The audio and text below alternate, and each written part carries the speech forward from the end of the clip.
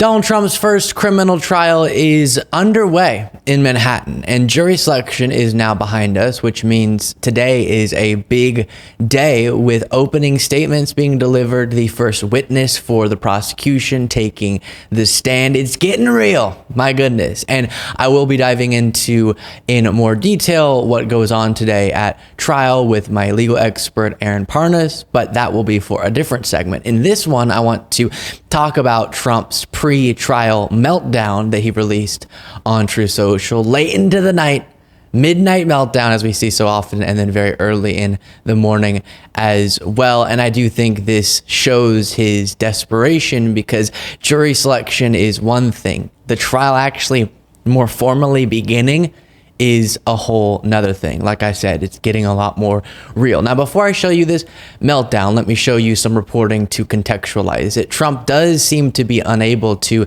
stay awake, and that is something he doesn't like being mocked for. Apparently, I saw one headline that said he's reaching new heights of rage when he sees these headlines about him dozing off in court. And it's Sleepy Don, not Sleepy Joe anymore, Sleepy Don.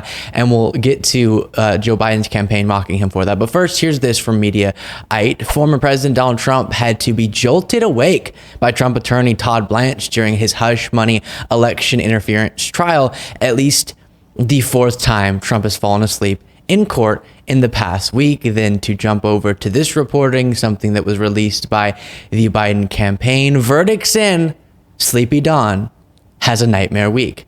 Happy Friday from Wilmington. This week, President Biden returned to Pennsylvania for a 3-day swing rally with steelworkers and Kennedys blitzed the airways across the state, illustrating the dramatically different economic visions at stake, and hit up both Sheetz and Wawa. Here is how the New York Times summed up the week.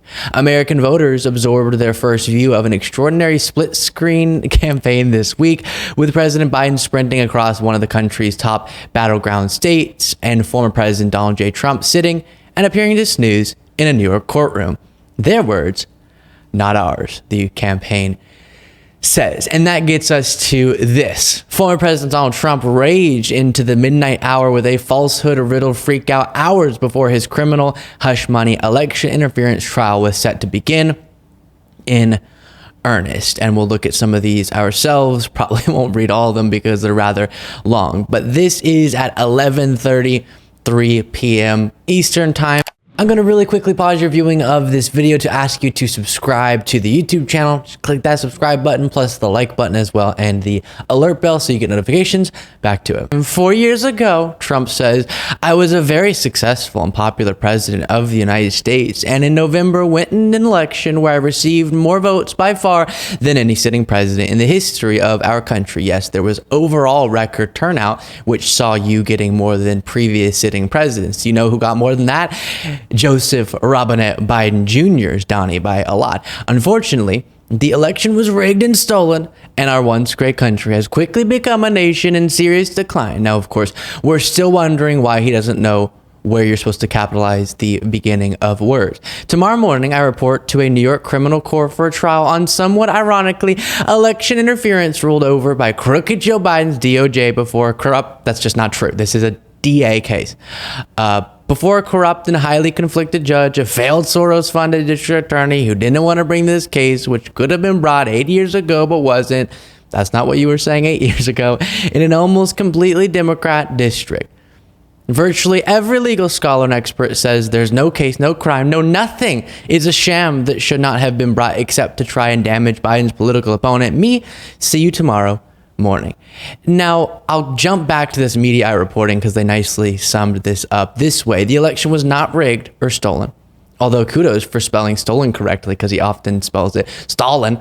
The Department of Justice and President Joe Biden are not involved in this prosecution. There's no evidence Judge Merchan is guilty of misconduct or material conflict of interest, and there are many legal experts who find the prosecution meritorious. Monday, we'll see opening arguments and, time permitting, testimony from National Enquirer publisher David Pecker. So yes, making so many false claims. And We talked about before when covering other people's defenses of Trump amid this criminal trial that if you have to lean into dishonest talking points in an argument about a subject, you're probably the one who's incorrect about that subject, right? We hear a lot of MAGA folks try to defend Trump, and the way they do so is deploy arguments that don't actually address the substance of what this case is about, which is an effort to cover up the violation of campaign finance law by falsifying business records, which gets to this election interference angle, interfering with our electoral process, given the laws that we have about how you can be spending money when you're running for president and other offices, and Trump violating that and then trying to cover it up. If you can't engage with the facts about that as they stand, and you want to argue against some straw man or push conspiracy theories about how Biden is coordinating all of this or whatever it might be, you're probably the one who's incorrect because you can't argue about this.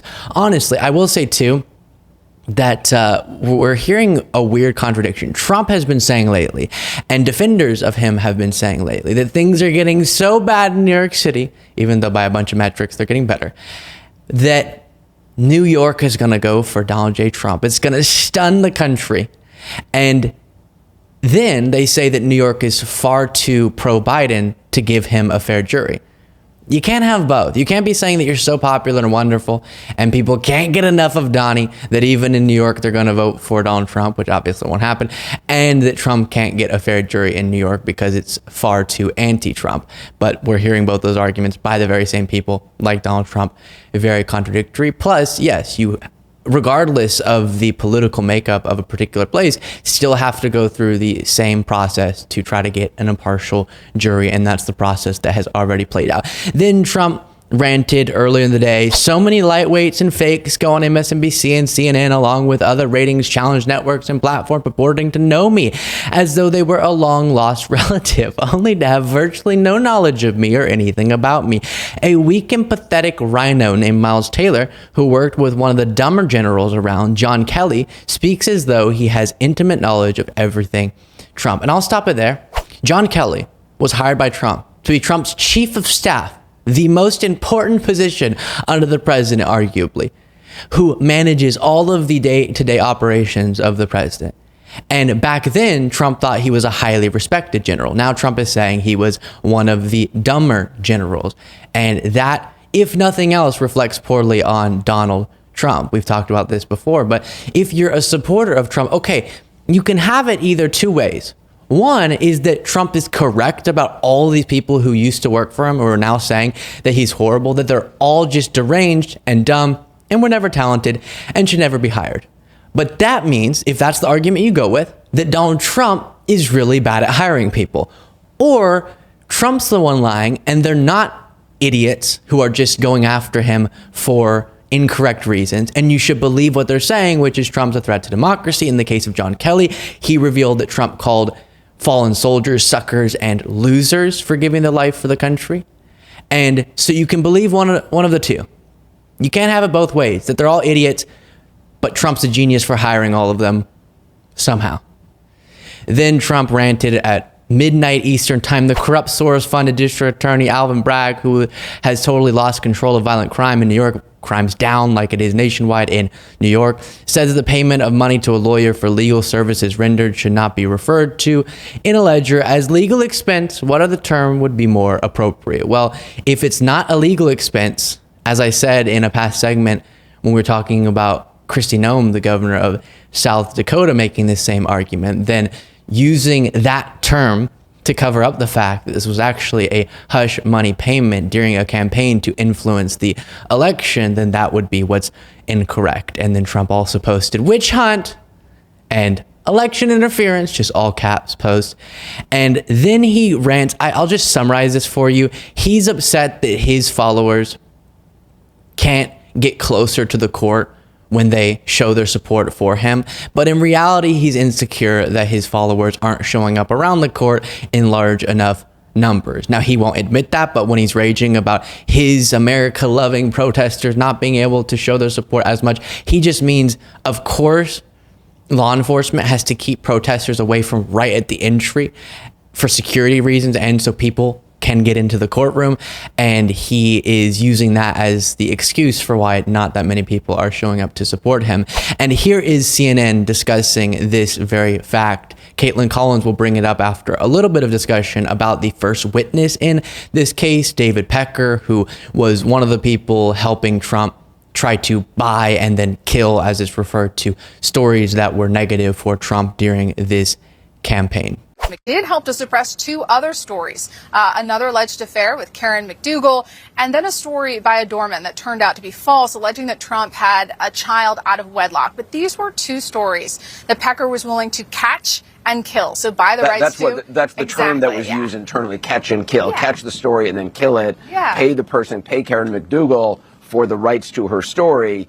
But never actually published that story. Exactly. And he is such a perfect witness to kick off this trial. He's such a colorful New York character. Like you said, he's known Trump for decades, and he was so loyal to him. He wanted to help him in the election. And of course, AMI has admitted to a campaign finance violation for the Karen McDougal payment, and David Pecker had a non-prosecution agreement, but he did help when Michael Cohen also pleaded guilty. So he's a central character in all of this. Even though he didn't pay Stormy Daniels and facilitate that payment, he tipped Cohen to the fact that she was shopping her story to help them suppress and Karen McDougal is not, that's not part of the charges here, the catch and kill of Karen McDougal's story, but it is going to be introduced as to try to show a pattern of killing unfavorable stories. Well, and that's going to be the challenge for the prosecutors here. I mean, that is really the heart of all of this, is they have to find a way to more directly link Trump to this payment, to these agreements, to this entire process. And that's why they're going to use those other stories to try to say that it was a pattern, and notice how it came,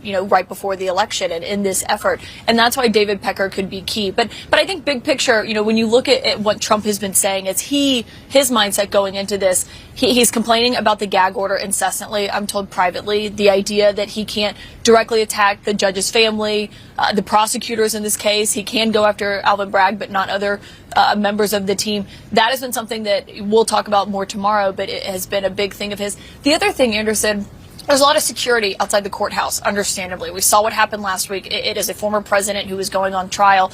Trump has been complaining that his supporters, when there's only a few dozen, it's not a huge group because we've been live outside the courthouse for several weeks now, that they can't come closer to the courthouse because he is viewing this all through the lens of the campaign trail and what that means going into it. And the fact that they are kept cordoned off a bit of a distance so people can get in and out of the courthouse has been driving him crazy. All right, Caitlin. Yeah, so he just wishes that people could get more in the mix in front of the cameras so he could seem like he has more support in New York, while making the argument that he has no support in New York at the same time. Very strange.